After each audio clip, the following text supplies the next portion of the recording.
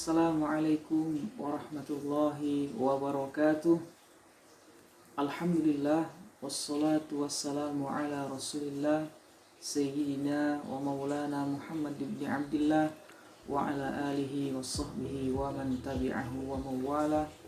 Subhanaka la ilma lana illa ma 'allamtana innaka antal alimul hakim. Rabbi shrah li sadri wa yassir li amri wa hlul 'uqdatam min lisani yafqahu qawli. Para hadirin hadirat jamaah yang dimuliakan Allah Subhanahu wa taala. Pada masa Rasulullah SAW ada seorang sahabat yang bernama Abu Dujana. Seorang sahabat yang bernama Abu Dujana ini setiap kali setelah selesai sholat subuh, beliau selalu terburu-buru bergegas untuk pulang ke rumahnya. Rasulullah heran, ini kenapa Abu Dujana setelah selesai sholat subuh ia selalu terburu-buru pulang. Maka suatu ketika Rasulullah SAW bertanya langsung kepada Abu Dujana, "Hai Abu Dujana, kenapa engkau selalu terburu-buru pulang setelah sholat subuh? Apakah engkau tidak ada permintaan kepada Allah Subhanahu wa ta'ala? Apakah engkau tidak berdoa kepada Allah Subhanahu wa ta'ala?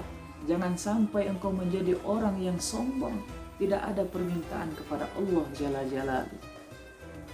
Kemudian Abu Dujana mengklarifikasi di depan Rasulullah SAW. Dia katakan, "Wahai baginda Muhammad, kenapa aku terburu-buru pulang setelah sholat subuh? Di rumahku, wahai Rasulullah, aku bertetangga dengan seorang tetangga. Kemudian dia mempunyai kurma, tumbuhan kurma. Tumbuhan kurma ini menjulang tinggi sampai masuk di pekarangan rumahku.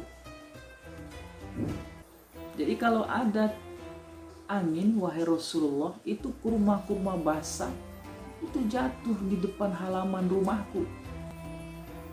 Maka itulah yang aku selalu pungut, wahai Rasulullah SAW. Setelah selesai subuh, aku bergegas pulang. Aku memungut kurma-kurma basah yang jatuh di halaman rumahku. Aku kumpulkan, kemudian aku berikan kepada pemiliknya. Pernah suatu ketika aku terlambat pulang setelah sholat subuh. Jadi aku melihat, wahai Rasulullah, anakku telah memakan kurma-kurma yang jatuh di halaman rumahku tersebut. Aku sangat sedih. Walaupun kami orang yang tidak berpunya, kami orang miskin, tapi kami malu kepada Allah Subhanahu wa ta'ala memberikan makanan yang bukan hak kami. Kan Allah Subhanahu wa ta'ala telah mengatakan, "Ku anfusakum wa ahlikumun nar." Jaga dirimu, jaga keluargamu dari api neraka. Bagaimana nanti aku pertanggungjawaban di hadapan Allah Subhanahu wa ta'ala? Aku berikan makanan yang bukan milik hak kami. Maka ketika aku melihat anakku memakan kurma-kurma yang jatuh di hadapan rumahku tersebut, aku ambil dengan jari-jariku, kemudian aku keluarkan, wahai Rasulullah. Anakku menangis.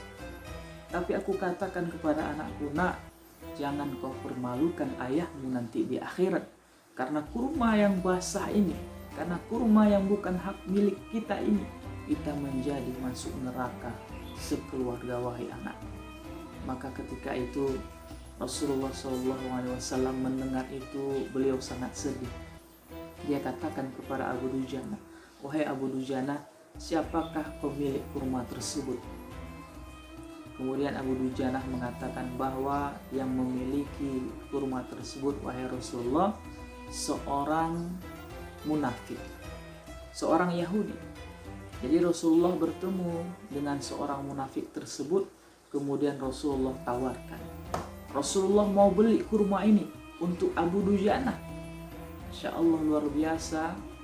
Rasulullah mempunyai niat yang sangat baik. Dia katakan kepada orang munafik tersebut, "Wahai saudaraku, maukah kau jual pohon kurma ini untuk sahabatku Abu Dujana? Aku akan beli dengan akhirat." Kata Rasulullah, "Aku akan berikan engkau wahai saudaraku dengan harga yang sangat tinggi, fantastis." Dengan apa itu? Dengan pohon kurma terbuat dari buah zamrud. Engkau akan mendapat ganjaran bahwa nanti akan ada bidadari setiap dahan-dahannya, dan setiap kurma itu akan menjadi emas di akhirat kelak. Kata seorang munafik tadi, "Aku tidak akan berjual beli dengan orang yang pakai janji-janji dan kapan-kapan. Aku tidak mau, aku mau mempunyai uang kontan." Ketika itu mendengarlah Abu Bakar As-Siddiq mendengar itu, lalu dia tawarkan, "Sini, biar aku yang membeli wahai Rasulullah." Kemudian dengan sepakat dan deal dengan orang munafik tersebut, akhirnya terjuallah pohon kurma tadi dengan harga 10 kali lipat dari kurma yang bagus waktu itu. Maka si munafik tadi sangat girang dan senang. Kenapa dia girang? Dia katakan kepada istrinya, "Wahai istriku, aku hari ini mendapat untung yang sangat banyak." Kenapa suamiku? Karena Abu Bakar telah membeli kurma kita. Padahal kurma kita itu tetap ada di pekarangan kita. Jadi sebelum Abu Dujanah mengambil kurma tersebut, kita ambil subuh-subuh dulu. Kita ambil kurmanya, kita habiskan, dan kita berikan sisa-sisa kepada Abu Dujanah. Dan biar dia mengambil sisa tersebut. Begitulah seorang munafik sangat liciknya dalam bernegosiasi dan berdagang. Akhirnya besok paginya, dengan mukjizat Rasulullah SAW, Abu Dujana dan Abu Bakar Siddiq menyaksikan langsung bagaimana pohon kurma tersebut yang dari halaman tetangga orang munafik tersebut berpindah ke halaman Abu Dujana. Luar biasa kaum muslimin dan muslimat yang dimuliakan Allah Subhanahu wa taala. Dan lebih herannya lagi, siapa yang melihat? Si munafik tadi. Dia terheran-heran melihat pohon kurma yang tadinya di halaman dia kemudian sudah berpindah di halaman Abu Dujana tanpa bekas sedikit pun.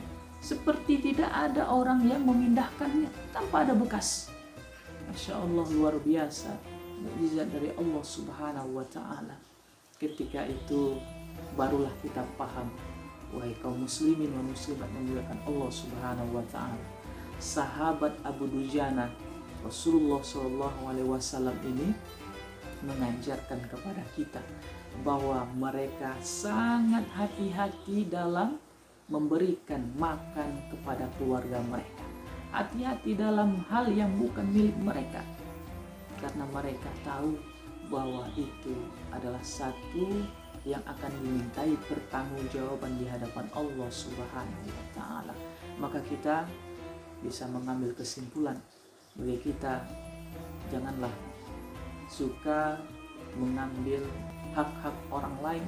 Jangan sampai nanti di hari akhirat karena hal yang sangat sepele kita tidak bisa masuk surga dan tidak bisa terhambat dalam masuk surga.